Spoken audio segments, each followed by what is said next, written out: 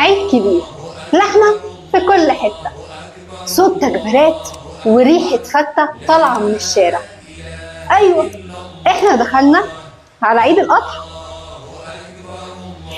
تعالوا نعرف العيد ده بيبدأ إزاي وبنحتفل بيه إزاي بطريقتنا إحنا المصريين.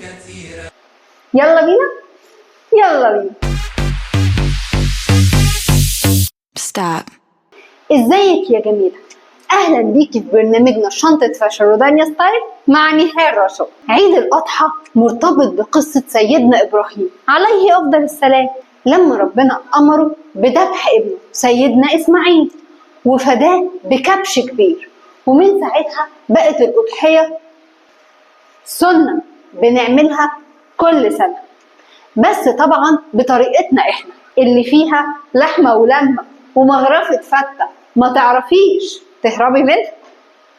قبل العيد بأيام الشوارع بتتحول لسوق مواشي مفتوح، صوت الخرفان في كل حتة، والأطفال واقفين يتفرجوا ويقولوا أنا هسمي ده فلان وهسمي ده علان، ده أصلا على الخرفان. والناس بتدور على أرخص وأتخن خروف في نفس الوقت.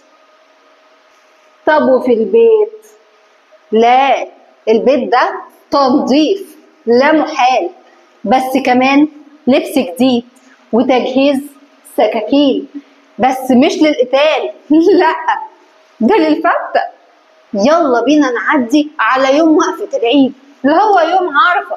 لبيك اللهم لبيك، لبيك لا شريك لك لبيك، إن الحمد والنعمة لك والملك لا شريك. ودي بتتقال في الحج، خصوصا في يوم 8 ذي الحجة ويوم عرفة 9 ذي الحجة، ولحد رمي جمرة العقبة الكبرى في يوم العيد من الحجاج.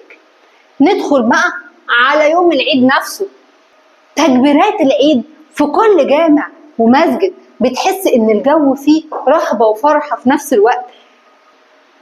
ونصلي العيد وبعدين يبدأ مهرجان الذبح واللحمة، بتتقسم للبيت والأهل والفقراء. ده أجمل ما في العيد، الخير والبركة اللي بتوصل لكل الناس.